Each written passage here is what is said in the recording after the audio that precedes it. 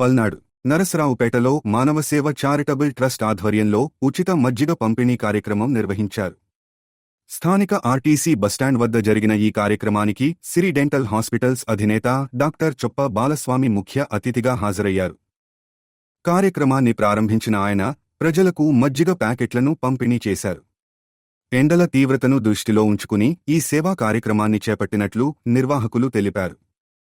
మానవసేవ charitable trust అధ్యక్షుడు వంకాయలపాటి రవి ఆధ్వర్యంలో జరిగిన ఈ కార్యక్రమంలో వివిధ సంస్థల ప్రతినిధులు, నాయకులు పాల్గొన్నారు.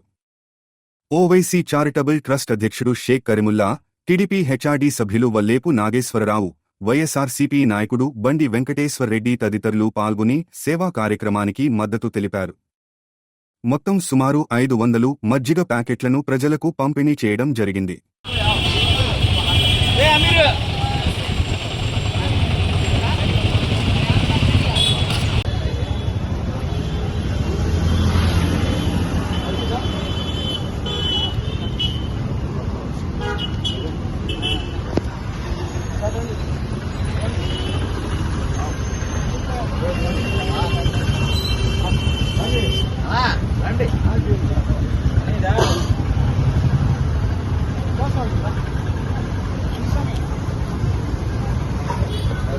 షాప్ కూడా ప్రమోట్ చేస్తాం.